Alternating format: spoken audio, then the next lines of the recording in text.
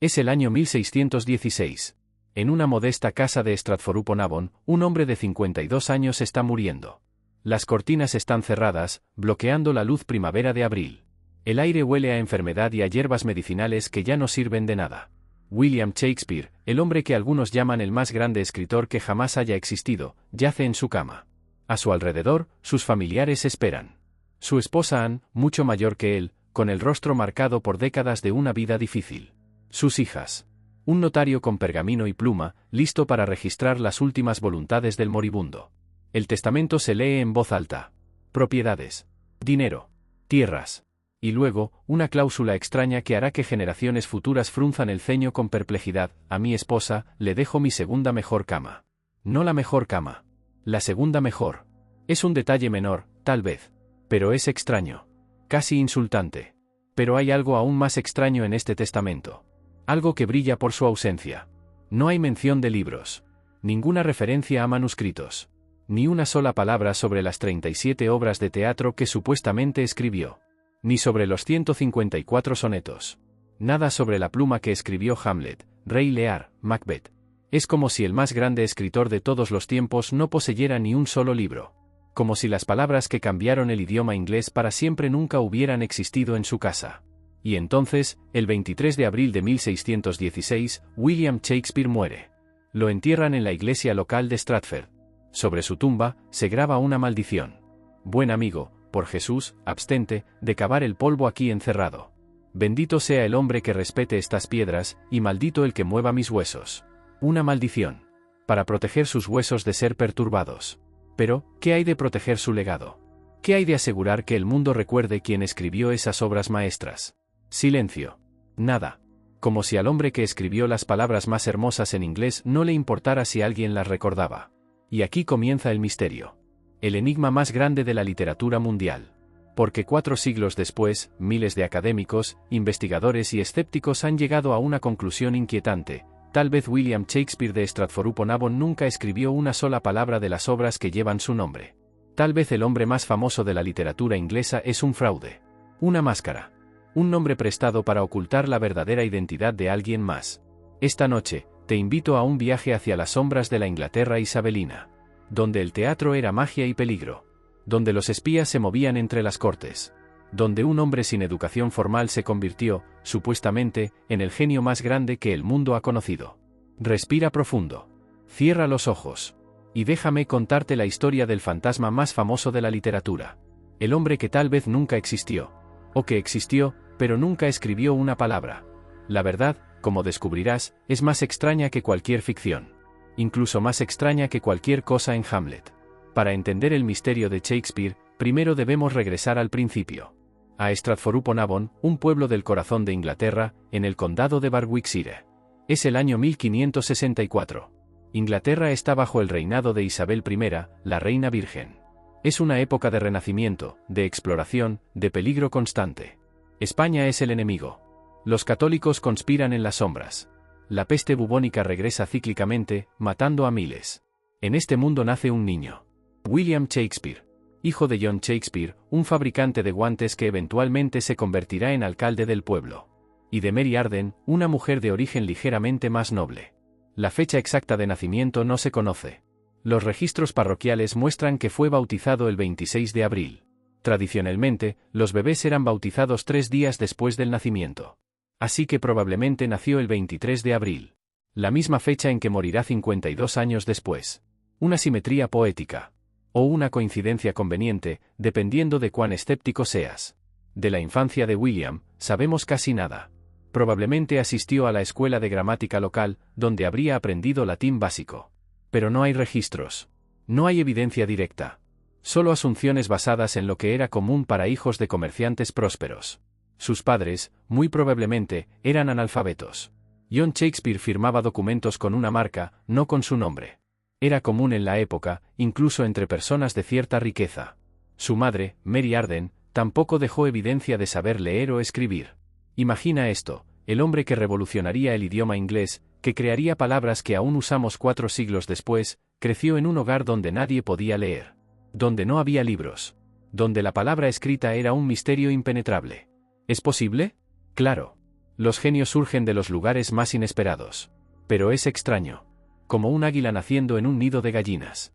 Y luego, cuando William tiene 18 años, sucede algo que cambiará su vida.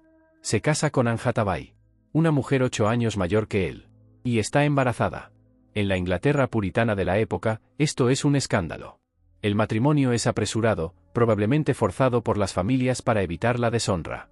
6 meses después del matrimonio nace su primera hija, Susana. Los números no mienten. La concepción ocurrió antes de los votos. 2 años más tarde, Anne da a luz a gemelos, Hamnet y Judith. Y entonces, William Shakespeare desaparece. Los historiadores llaman a este periodo los años perdidos. Desde 1585 hasta 1592, no hay un solo documento, un solo registro que mencione a William Shakespeare.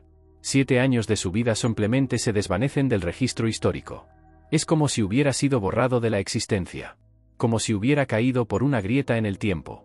¿Dónde estaba? Nadie lo sabe con certeza. Las teorías abundan como hongos después de la lluvia.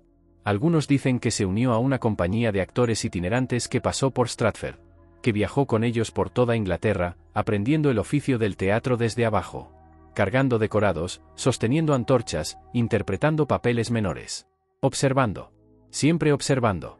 Otros sugieren que trabajó como maestro en una escuela católica clandestina en el norte de Inglaterra, que fue contratado por familias nobles católicas que necesitaban tutores para sus hijos, que allí tuvo acceso a bibliotecas privadas, a textos clásicos, a la educación que nunca recibió formalmente.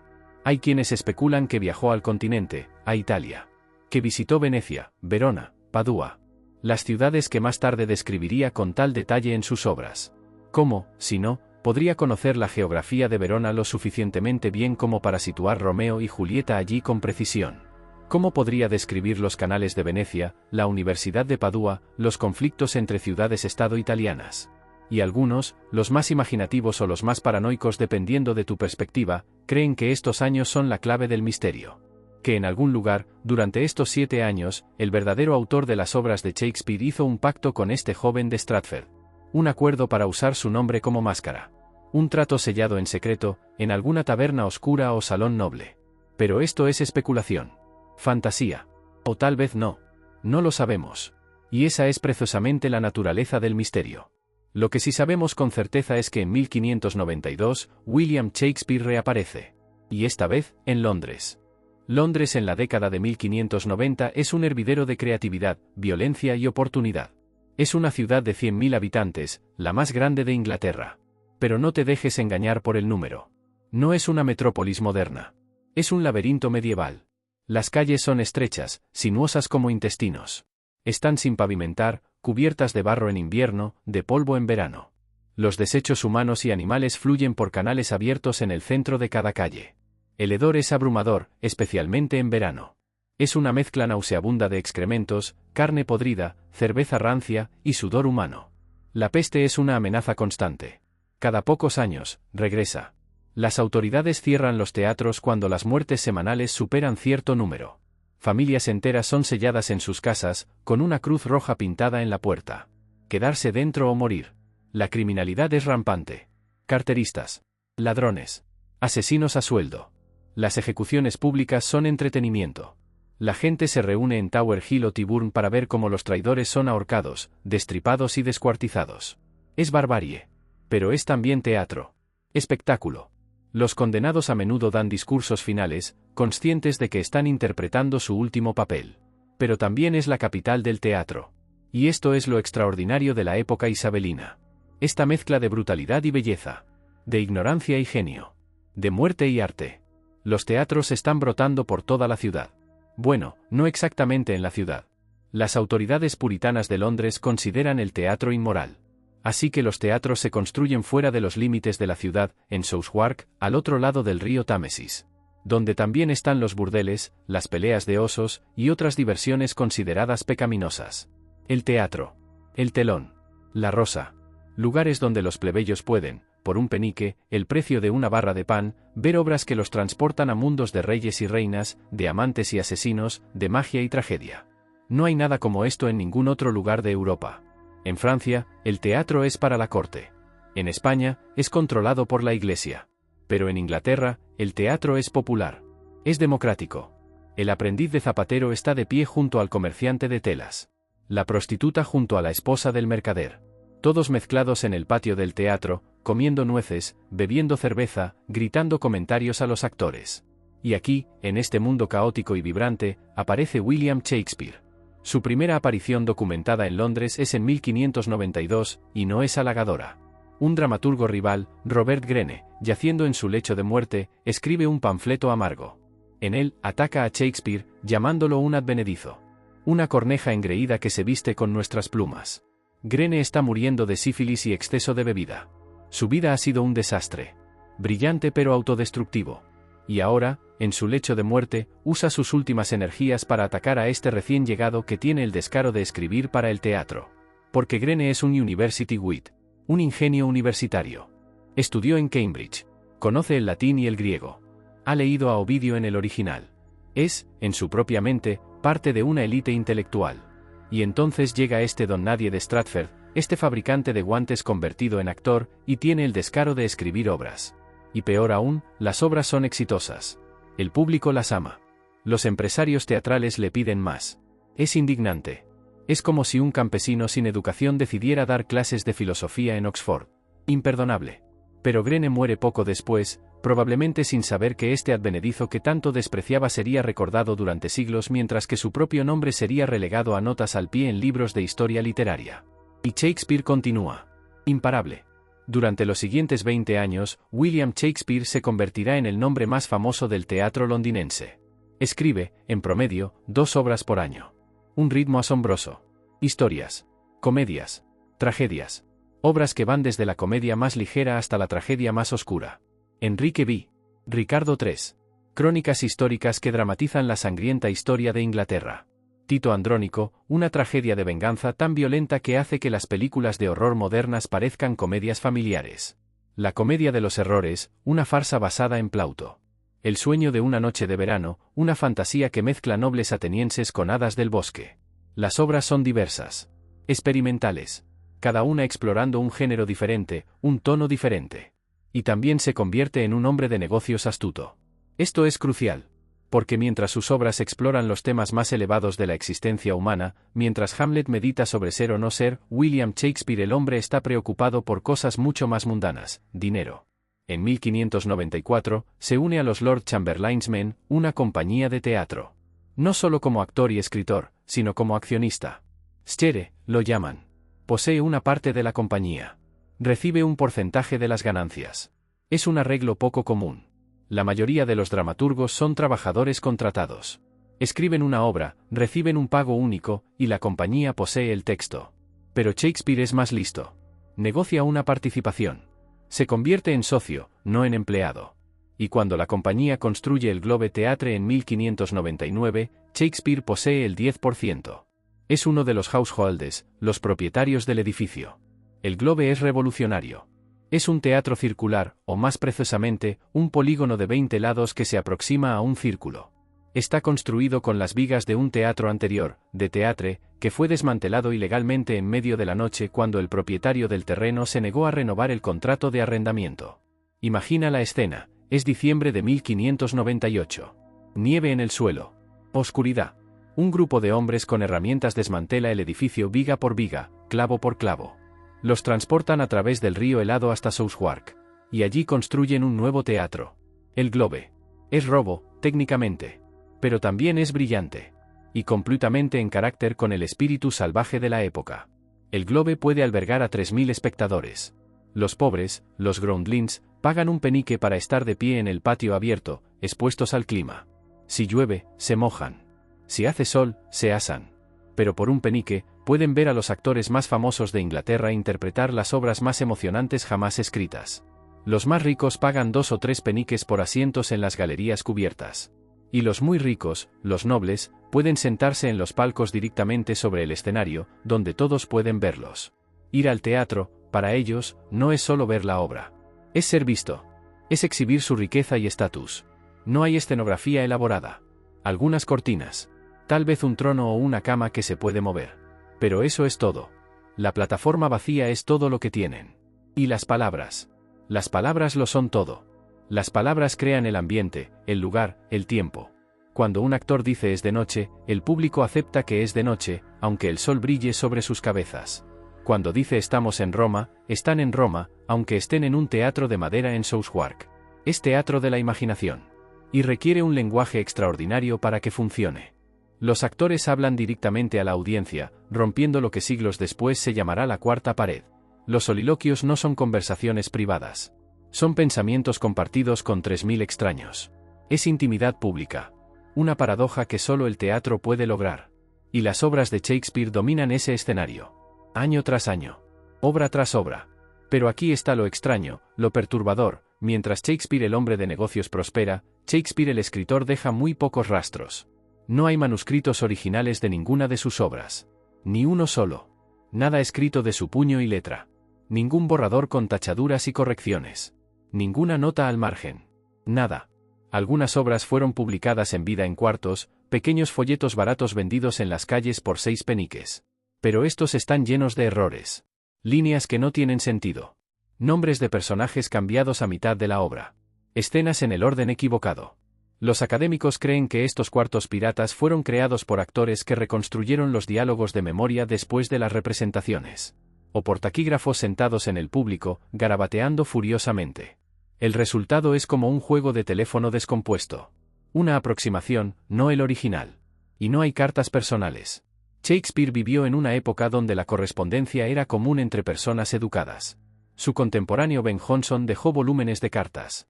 Christopher Marlowe escribía a mecenas y amigos. Pero de Shakespeare, ni una carta. Ni una nota. Nada. No hay diarios. No hay anotaciones en los márgenes de libros. Nada que muestre la mente del escritor trabajando. El único autógrafo confirmado de Shakespeare consiste en 6 firmas en documentos legales. Y todas son casi ilegibles. Garabatos temblorosos que parecen hechos por alguien que rara vez sostiene una pluma. Las firmas ni siquiera son consistentes. Escribe su nombre de manera diferente cada vez. William Shakespeare. William Shakespeare. Para poner esto en perspectiva, Ben Jonson, su contemporáneo, preparó cuidadosamente ediciones de sus propias obras. Escribió prefacios. Hizo anotaciones. Dejó un rastro de papel que los académicos han estudiado durante siglos. Pero Shakespeare, supuestamente el más grande escritor en inglés, dejó nada. Es como si no le importara. Como si las palabras que escribió fueran solo un negocio, no una pasión. Y luego está la cuestión del conocimiento. Las obras de Shakespeare demuestran un conocimiento profundo, íntimo, de múltiples áreas que parecen imposibles para un hombre de su origen. Primero, el derecho. Las obras están saturadas de terminología legal. No es solo un abogado mencionado aquí o allá. Es el uso preciso de conceptos legales complejos. La diferencia entre common law y equity. Procedimientos de testamentos y sucesiones. Detalles de contratos mercantiles. Hamlet es básicamente un tratado sobre la ley de sucesión y el derecho a gobernar. El mercader de Venecia gira en torno a la interpretación de un contrato legal. Medida por medida explora conceptos de justicia, misericordia y aplicación de la ley con una sofisticación que sugiere entrenamiento legal. Un académico, Lord Penzance, escribió en el siglo XIX: es inconcebible que alguien pudiera escribir estas obras sin haber sido entrenado en los tribunales de justicia. ¿Cómo un fabricante de guantes sin educación formal conoce tanto de derecho? Algunos argumentan que Shakespeare estuvo involucrado en suficientes litigios en su vida como para aprender. Es cierto que hay registros de Shakespeare demandando a deudores por pequeñas sumas. Pero eso no explica el conocimiento detallado de procedimientos de la Corte de Cancillería o sutilezas de la ley de propiedad. Segundo, la vida cortesana. Las obras retratan los modales, intrigas y protocolos de la corte real con detalle íntimo. Los personajes nobles hablan y actúan como verdaderos nobles. Conocen la etiqueta de la precedencia, quién se sienta donde en un banquete, cómo se dirige uno a diferentes rangos de nobleza. Hay una escena en Hamlet donde el príncipe discute con Rosencrantz y Guildenstern. El diálogo está lleno de sutilezas sobre las jerarquías sociales. Hamlet, como príncipe, puede tutear. Los otros deben usar honoríficos. Shakespeare captura estas dinámicas con precisión. Como un plebeyo de Stratford, que nunca fue parte de la corte, conoce estos mundos tan bien. Algunos sugieren que observaba a los nobles cuando venían al teatro. Pero observar no es lo mismo que experimentar. Es la diferencia entre ver una foto de París y haber caminado por sus calles. Tercero, los idiomas. Las obras incluyen palabras y frases en francés, italiano, latín. Hay chistes que solo funcionan si entiendes múltiples idiomas simultáneamente. Hay referencias a textos que no habían sido traducidos al inglés en esa época. Obras ambientadas en Italia describen ciudades con una precisión que sugiere conocimiento directo. Romeo y Julieta se sitúa en Verona con detalles geográficos correctos. El mercader de Venecia captura la atmósfera de la ciudad de los canales. Otelo comienza en Venecia y se mueve a Chipre, con referencias a rutas marítimas reales. ¿Cómo un hombre que probablemente nunca salió de Inglaterra conoce Italia tan bien? Algunos argumentan que leyó relatos de viajeros. Pero los relatos de viajeros de la época eran vagos, enfocados en maravillas y curiosidades. No proporcionaban los detalles íntimos que Shakespeare usa. Cuarto, la cultura clásica. Las obras están saturadas de referencias a Ovidio, Plutarco, Séneca. Conocimiento profundo de la mitología griega y romana. Temas filosóficos estoicos y epicúreos. Estructuras dramáticas basadas en Plauto y Terencio. Tito Andrónico está modelado en las tragedias de Séneca. Las metamorfosis de Ovidio aparecen una y otra vez. Julio César y Antonio y Cleopatra están basados en las vidas de Plutarco, pero con cambios que sugieren que Shakespeare estaba consultando el texto original en griego, no solo la traducción inglesa de North. Como un hombre con, a lo sumo, educación de escuela de gramática posee este conocimiento enciclopédico. La escuela de gramática enseñaba latín básico. Pero no griego. No filosofía avanzada. No la gama de autores clásicos que Shakespeare claramente conocía. Estas preguntas han atormentado a los estudiosos durante siglos. Y han dado nacimiento a lo que se conoce como el Shakespeare Authorship Question. La cuestión de la autoría de Shakespeare. La teoría básica es simple pero explosiva. William Shakespeare de Stratford fue un actor que prestó su nombre. El verdadero autor, o autores, por razones de seguridad política o convención social, no podían publicar bajo su propio nombre. Necesitaban una fachada. Y Shakespeare, un actor sin pretensiones literarias pero con conexiones teatrales, proporcionó esa fachada. Es una teoría de conspiración. Y como todas las teorías de conspiración, es simultáneamente seductora y problemática. Pero, ¿quién podría ser ese autor verdadero? Los candidatos son muchos. A lo largo de los años, se han propuesto más de 80 candidatos alternativos. Pero 3 destacan por encima de los demás, respaldados por grupos dedicados de creyentes que han gastado décadas investigando, argumentando, escribiendo libros enteros defendiendo su candidato. El primero es Francis Bacon, Lord Canciller de Inglaterra, filósofo, científico, uno de los hombres más brillantes de su época. Francis Bacon nació en 1561, 3 años antes que Shakespeare. Era hijo de Sir Nicholas Bacon, Lord Guardián del Gran Sello. Creció en la corte, rodeado de poder y privilegio. Estudió en Cambridge. Fue admitido en Gray's Inn, uno de los colegios de abogados de Londres, donde se entrenó en derecho. Pero Bacon no era solo un abogado. Era un pensador revolucionario. Su Novum Organum propuso un nuevo método de investigación científica basado en la observación empírica. Su Nueva Atlántida imaginó una sociedad utópica gobernada por la razón. Es considerado uno de los padres del método científico. Y también era escritor. Sus ensayos son obras maestras de prosa inglesa. Elegantes. Eruditos. Llenos de alusiones clásicas. Los defensores de Bacon señalan múltiples conexiones con Shakespeare. Ambos usaban el mismo tipo de metáforas legales. Ambos tenían un estilo retórico similar. Ambos estaban obsesionados con temas de apariencia versus realidad, de conocimiento y engaño. Y luego están los supuestos cifrados. Los baconianos creen que Bacon escondió pistas en los textos de Shakespeare. Códigos secretos que, cuando se descifran, revelan su autoría. Por ejemplo, en la primera folio, hay un grabado de Shakespeare hecho por Martin Droeshout. Los baconianos señalan que el grabado es extraño. La cabeza es demasiado grande para el cuerpo. El doublet está al revés, con las costuras hacia afuera. Creen que estas anomalías son señales de que la imagen es falsa, una pista de que Shakespeare es una máscara. En algunos textos, encuentran anagramas. Frases que, cuando se reordenan, supuestamente deletrean Francis Bacon escribió esto. Por supuesto, los escépticos argumentan que si buscas suficiente tiempo, puedes encontrar patrones en cualquier texto. Es pareidolia textual. Ver caras en las nubes. Pero Bacon tenía un motivo.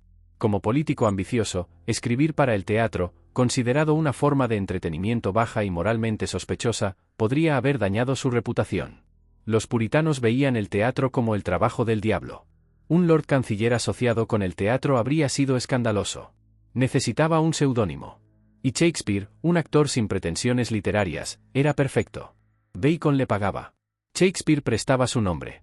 Las obras se publicaban. Todos ganaban. Es una teoría atractiva. Pero tiene problemas. El estilo de Bacon, en sus obras firmadas, es muy diferente del de Shakespeare. Bacon es formal, latinizado, filosófico. Shakespeare es visceral, metafórico, emotivo. Es difícil creer que son la misma persona. Y no hay evidencia directa. Ningún documento que conecte a Bacon con el teatro. Ningún pago registrado a Shakespeare por el uso de su nombre. Nada. El segundo candidato es más dramático. Más romántico. Y francamente, más absurdo pero también más fascinante. Christopher Marlowe. Marlowe era un genio. Nacido en 1564, el mismo año que Shakespeare. Hijo de un zapatero en Canterbury. Pero a diferencia de Shakespeare, Marlowe recibió educación universitaria. Estudió en Cambridge con una beca. Y allí, mientras estudiaba, fue reclutado. ¿Por quién? No está completamente claro. Probablemente por Sir Francis Walsingham, el jefe del servicio de inteligencia de la reina Isabel. O por sus agentes. Marlowe se convirtió en espía. Su trabajo era infiltrarse en círculos católicos, identificar traidores, descubrir complots contra la reina. Era trabajo peligroso. Si lo descubrían, lo torturarían y ejecutarían. Pero Marlowe era audaz. Temerario. Algunos dirían suicidamente imprudente. No solo espiaba. También escribía. Y sus obras eran incendiarias. Dr. Faustus. Un erudito vende su alma al diablo por conocimiento y poder. Es una obra sobre ambición, sobre desafiar a Dios, sobre los límites del conocimiento humano. Y está llena de blasfemias que hicieron que las autoridades religiosas se estremecieran. Tamburlaine el Grande. Un pastor se convierte en conquistador, masacrando a miles. Se burla de Dios. Quema textos sagrados. Declara que creará su propio paraíso en la tierra. El judío de Malta. Un mercader judío comete asesinatos en masa por venganza. Es una obra violenta, moralmente ambigua, que hizo que el público se preguntara si Marlowe estaba criticando o celebrando la maldad. Las obras de Marlowe son brillantes. Y están llenas de blanc verse, verso blanco, pentámetro yámbico sin rima. El mismo metro que Shakespeare usaría más tarde. De hecho, Marlowe fue quien popularizó el blanc verse en el teatro inglés. Antes de él, la mayoría de las obras estaban en prosa o en rima pareada. Pero Marlowe no solo era dramaturgo. Era también criminal. O al menos, estaba constantemente en problemas con la ley. Arrestado por pelea. Acusado de falsificación de moneda. Sospechoso de herejía y ateísmo. Y en 1593, todo se derrumbó. Marlowe fue convocado ante el Consejo Privado para responder cargos de blasfemia. Su compañero de cuarto, Thomas Kyd, había sido arrestado y torturado. Bajo tortura, Kyd dijo que unos papeles heréticos encontrados en su habitación pertenecían a Marlowe. Los papeles contenían declaraciones como Cristo era un bastardo y su madre deshonesta y Moisés era un jugador. En la Inglaterra isabelina, esto era traición. Punible con muerte. Marlowe fue liberado bajo fianza pero ordenado a presentarse diariamente ante el Consejo. Estaba bajo vigilancia constante. Y entonces, el 30 de mayo de 1593, 10 días después de su arresto inicial, Christopher Marlowe murió. O eso dice la historia oficial. Según el informe del forense, Marlowe pasó el día en una casa en Deptford con 3 hombres, Ingram Freezer, Nicholas Esqueres y Robert Powley. Todos tenían conexiones con el servicio de inteligencia. Después de cenar, hubo una disputa sobre la cuenta. Le reckoning, lo llaman. Una pelea sobre quién debía pagar. La disputa escaló. Marlowe, supuestamente en un ataque de ira, agarró la daga de Freezer. Los dos lucharon. Y en la pelea, la daga penetró el ojo de Marlowe. Murió instantáneamente. Freezer fue juzgado y declarado inocente por defensa propia. El cuerpo de Marlowe fue enterrado rápidamente en una tumba sin marcar. Caso cerrado. Excepto que nada de esto tiene sentido. Ingram Freezer era el sirviente de Thomas Walsingham, primo de Sir Francis Walsingham y mecenas de Marlowe. Robert Powley era un espía conocido que había estado involucrado en descubrir el complot Babington. Nicholas Esqueres era un estafador con conexiones en el submundo criminal. ¿Por qué 3 hombres con conexiones de inteligencia estaban pasando el día con Marlowe justo cuando enfrentaba cargos de traición? ¿Por qué una disputa sobre una cuenta escaló a asesinato? ¿Y por qué el entierro fue tan apresurado? Los marlovianos, los defensores de la teoría de Marlowe, creen que la muerte fue falsificada. Que los espías de Walsingham organizaron una muerte simulada para sacar a Marlowe del país antes de que pudiera ser ejecutado. Que el cuerpo en la tumba no era Marlowe. Y que Marlowe, exiliado en el continente, continuó escribiendo. Y sus obras fueron enviadas de vuelta a Inglaterra y publicadas bajo el nombre de William Shakespeare. Es una teoría digna de una novela de espías. Y de hecho, ha inspirado múltiples novelas. Las similitudes entre Marlowe y Shakespeare son innegables. Ambos usaban blank verse con maestría. Ambos tenían una fascinación con personajes ambiciosos que desafían los límites. Tamburlaine y Macbeth, Faustus y Hamlet, Barabas y Shylock. Y curiosamente, las primeras obras de Shakespeare, escritas justo después de la muerte de Marlowe, muestran una influencia marloviana fuerte. Casi como si la misma mano las hubiera escrito. Pero la teoría tiene problemas enormes. Mantener tal secreto durante 20 años es casi imposible. Marlowe habría necesitado vivir en el exilio, enviando manuscritos regularmente a Inglaterra, sin ser nunca descubierto. Y habría necesitado cómplices en el teatro londinense. Es posible, pero extremadamente improbable. Y no hay evidencia directa. Ningún documento que pruebe que Marlowe sobrevivió. Ninguna carta desde el exilio. Nada. El tercer candidato es, en opinión de muchos, el más serio. El más respaldado por evidencia circunstancial. Y el favorito de muchos académicos anti-stratfordianos. Edward de Vere, el 17º conde de Oxford. De Vere nació en 1550, 14 años antes que Shakespeare. Era de linaje noble antiguo. Los de Vere habían sido condes de Oxford desde el siglo XII. Edward heredó el título a los 12 años cuando su padre murió. Creció en la casa de William Cecil, Lord Burghley, el consejero más poderoso de la reina Isabel. Recibió la mejor educación disponible. Tutores privados. Cambridge. Gray's Inn, donde estudió Derecho. Y viajó. Entre 1575 y 1576, de Vere pasó 16 meses en el continente. Visitó París, Estrasburgo, Padua, Venecia, Florencia, Sicilia. Las mismas ciudades que más tarde aparecerían en las obras de Shakespeare con detalles precisos. De Vere era conocido como poeta. Sus poemas eran publicados y elogiados. Francis Meres, un crítico literario de la época, lo llamó el mejor para la comedia entre los nobles. Pero curiosamente, después de los años 1580, de Vere dejó de publicar bajo su propio nombre. ¿Por qué? Los oxfordianos creen que comenzó a publicar bajo el seudónimo de William Shakespeare. Que como noble, no podía asociarse públicamente con el teatro comercial. Que necesitaba una máscara. Y William Shakespeare, un actor de orígenes humildes, proporcionó esa máscara. La evidencia circunstancial es impresionante. De Vere recibió una pensión anual de 1000 libras de la reina Isabel. Una suma enorme. Y no hay explicación oficial de por qué. Algunos creen que era pago por escribir propaganda política disfrazada de entretenimiento histórico. Las obras de Shakespeare contienen múltiples referencias a eventos de la vida de Vere. En Hamlet, el protagonista mata accidentalmente a Polonius detrás de una cortina. En la vida real, de Vere mató accidentalmente a un sirviente subalterno en circunstancias similares. Fue declarado inocente. En Merchant of Venice, hay referencias a detalles específicos de Venecia que solo alguien que había estado allí conocería. De Vere estuvo en Venecia. Shakespeare probablemente no. En Romeo y Julieta, hay nombres de familias nobles italianas reales. Detalles de las calles de Verona. De Vere visitó Verona. Shakespeare probablemente no. Y luego está Hamlet. Toda la obra puede leerse como autobiografía de Vere. Un príncipe cuyo padre murió misteriosamente. Cuya madre se casó con otro hombre. Que estudió en una universidad. Que amaba el teatro. Que tenía una relación complicada con una mujer llamada Ofelia. De Vere tuvo una amante llamada Anne Vavasour. Incluso el nombre suena similar. Los oxfordianos señalan que Polonius, el consejero pedante y entrometido en Hamlet, está basado en William Cecil, el tutor y suegro de Vere. Hay numerosas sátiras privadas que burlaban a Cecil como un viejo tonto. ¿Shakespeare de Stratford conocía a Cecil? Probablemente no. ¿De Vere? Vivió en su casa durante años. Pero hay un problema enorme con la teoría oxfordiana. Un problema que los críticos señalan una y otra vez.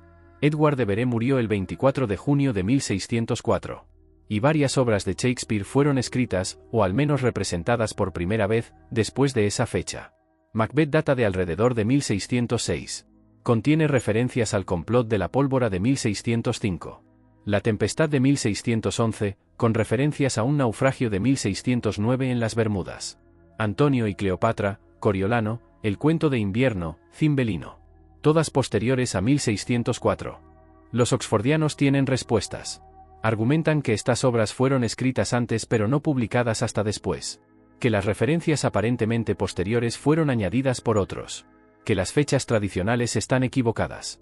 Algunos argumentan que las obras tardías son colaboraciones. Que de Vere escribió borradores que fueron completados después de su muerte por otros escritores. Señalan que algunos académicos creen que obras como Pericles y los dos nobles parientes son colaboraciones de todos modos. Pero esto requiere reescribir cronologías académicas establecidas. Y no hay prueba directa. Entonces, ¿quién escribió las obras de Shakespeare? Después de 4 siglos, miles de libros, millones de palabras de debate, la verdad honesta es esta: no lo sabemos con certeza. Y probablemente nunca lo sabremos. La mayoría de los académicos shakespearianos profesionales se mantienen firmes. William Shakespeare de Stratford escribió las obras. Las teorías alternativas son fascinantes, pero no están respaldadas por evidencia sólida. Son, en su opinión, el equivalente literario de las teorías de conspiración del aterrizaje lunar. Su argumento es simple: no hay evidencia positiva de fraude. Los contemporáneos de Shakespeare, personas que lo conocieron, que trabajaron con él, que actuaron en sus obras, todos afirmaron que él las escribió. Y en 1623, 7 años después de la muerte de William Shakespeare de Stratford, 2 de sus antiguos colegas actores, John Hemingway y Henry Condell, publicaron la Primera Folio.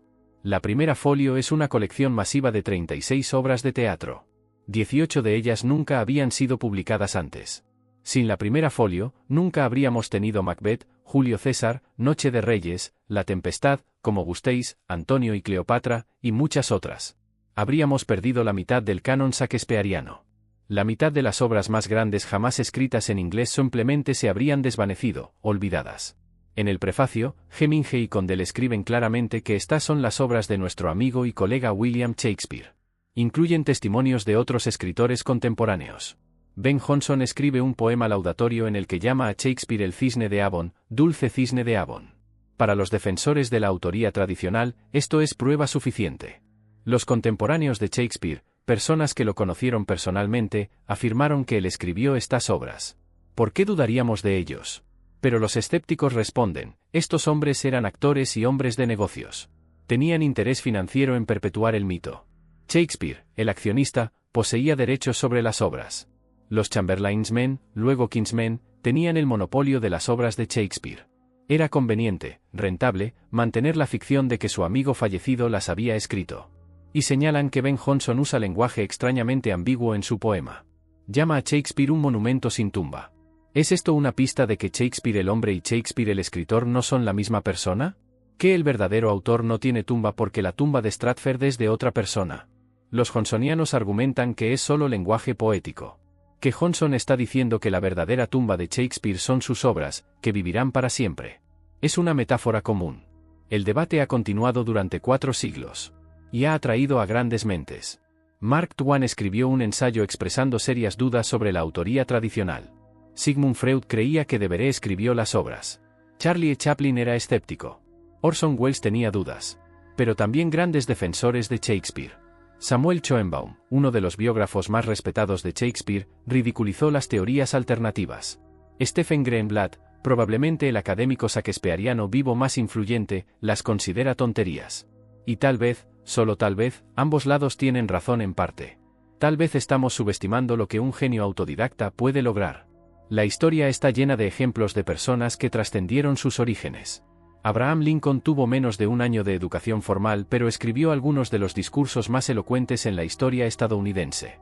Benjamin Franklin dejó la escuela a los 10 años, pero se convirtió en científico, inventor, escritor y diplomático. ¿Por qué no Shakespeare? Tal vez los años perdidos los pasó leyendo vorazmente. Tal vez trabajó para una familia noble como tutor o secretario, obteniendo acceso a bibliotecas privadas. Tal vez conoció a viajeros y les hizo preguntas interminables sobre Italia.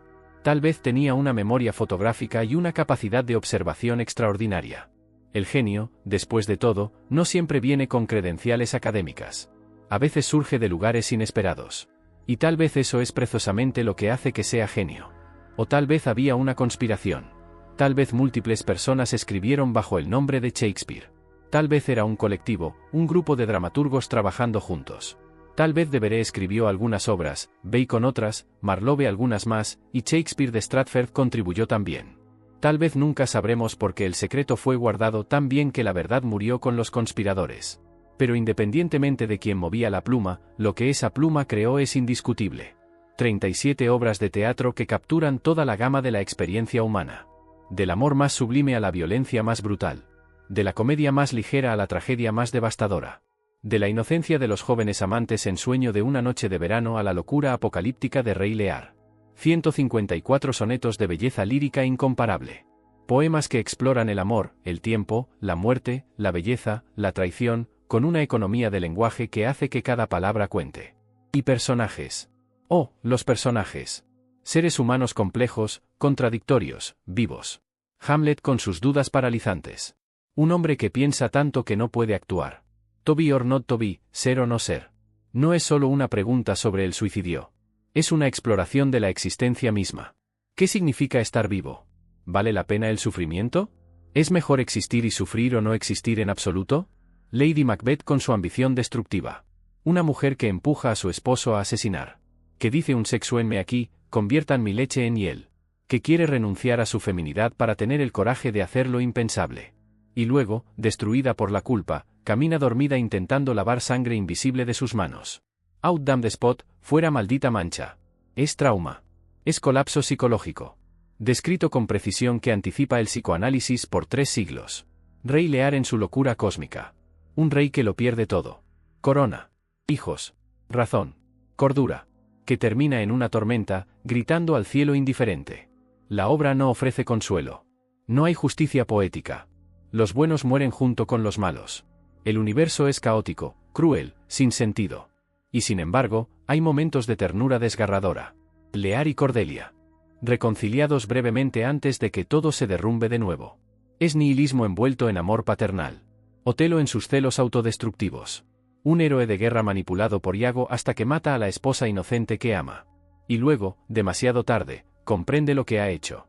Es un estudio de manipulación psicológica tan preciso que parece moderno. Estos no son tipos. No son arquetipos planos. Son humanos. Complejos. Contradictorios. Con motivaciones que ni ellos mismos comprenden completamente. Y lenguaje.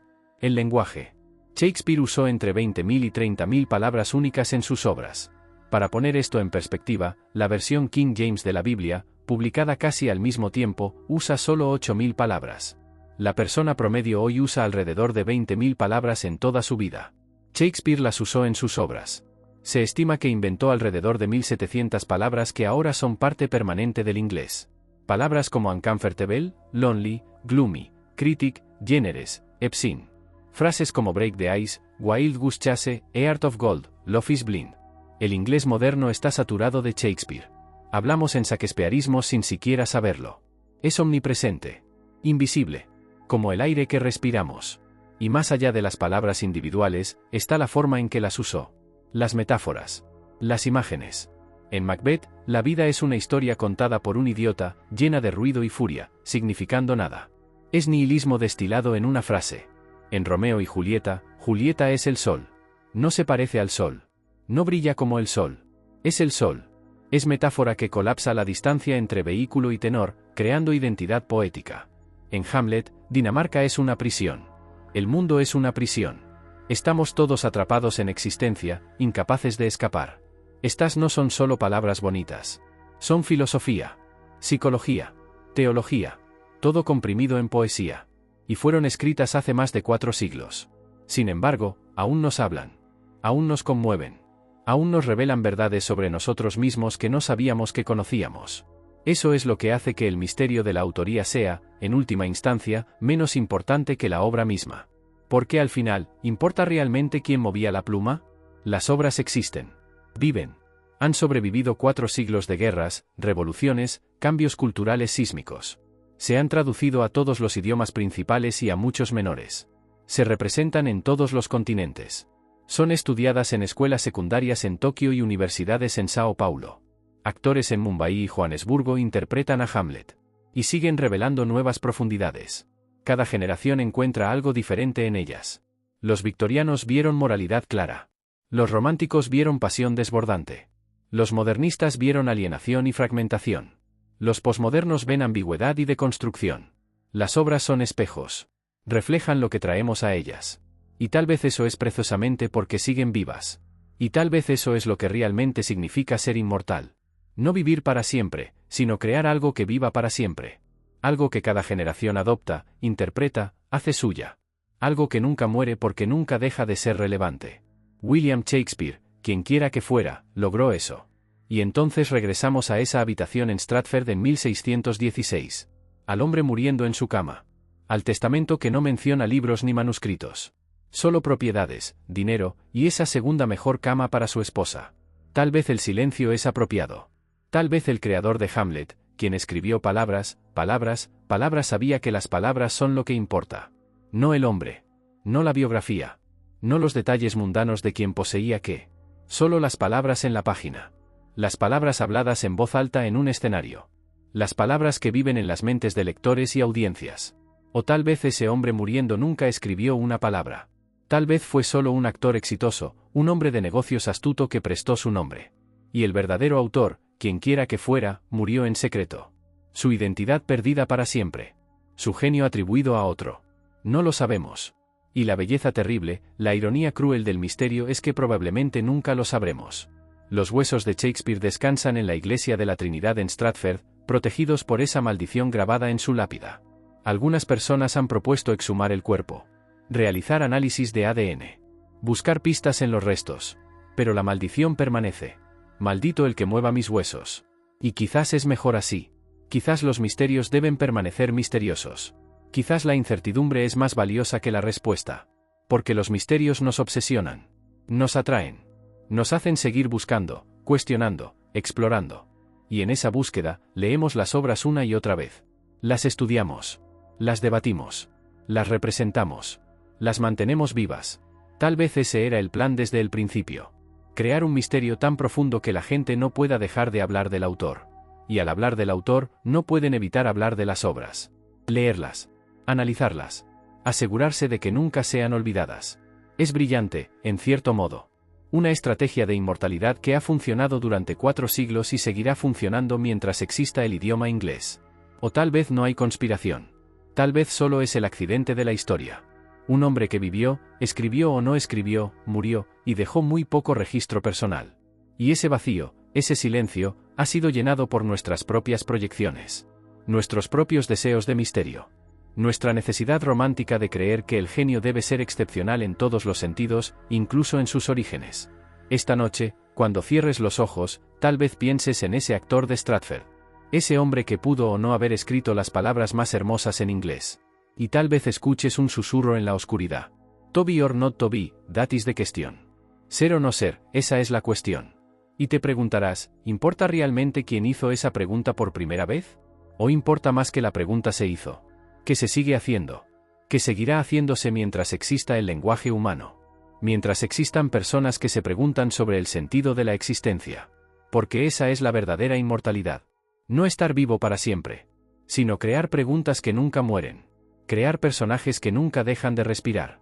Crear lenguaje que nunca deja de resonar. Y William Shakespeare, quien quiera que fuera, fantasma o genio, actor o noble, hombre o mito, fraude o creador legítimo, logró eso. Al The World's a Stage, escribió. And all the men and women merely players. Todo el mundo es un escenario. Y todos los hombres y mujeres meramente actores. Si eso es cierto, entonces tal vez William Shakespeare fue el mejor actor de todos. Interpretó el papel del más grande escritor que jamás haya existido tan perfectamente que 4 siglos después todavía estamos debatiendo si era un papel o la realidad. Y tal vez, solo tal vez, eso es todo lo que importa. Que el papel se interpretó a la perfección. Que las obras se escribieron. Que el lenguaje se transformó. Que la literatura cambió para siempre. El resto es silencio. Como dijo Hamlet en sus últimas palabras. The rest is silence. Y quizás en ese silencio, en ese espacio entre lo que sabemos y lo que nunca sabremos, vive el verdadero Shakespeare. No el hombre histórico con su segunda mejor cama y sus demandas por deudas impagadas. Sino el Shakespeare eterno. El creador de mundos. El poeta del alma humana. El escritor cuyas palabras seguirán viviendo cuando todos nosotros, y nuestros bisnietos, y los bisnietos de nuestros bisnietos, seamos polvo olvidado. Buenas noches, soñador. Que tus sueños estén llenos de palabras. Palabras que bailan y cantan. Palabras que revelan verdades que no sabías que conocías. Palabras de Shakespeare, quien quiera que fuera. Y si te despiertas preguntándote quién escribió realmente esas palabras, sonríe. Porque te has unido a un club de 4 siglos de personas que se hacen la misma pregunta. Desde Ben Jonson hasta Mark Twain. Desde reinas hasta plebeyos. Todos preguntándose. Todos buscando. Todos fascinados por el misterio más grande de la literatura. Y ninguno de nosotros, ni uno solo, jamás sabrá la respuesta con absoluta certeza. Y tal vez, solo tal vez, eso es exactamente como debe ser. Como estaba destinado a ser desde el principio. Parting is such sweet sorrow, dijo Julieta. La despedida es tan dulce tristeza. Hasta que nos encontremos de nuevo en el teatro de los sueños. Donde Shakespeare, quien quiera que fuera, siempre está vivo. Siempre presente. Siempre susurrando en nuestros oídos las verdades eternas sobre lo que significa ser humano. Buenas noches. Duerme bien. Y que las palabras te guíen hacia la luz del amanecer.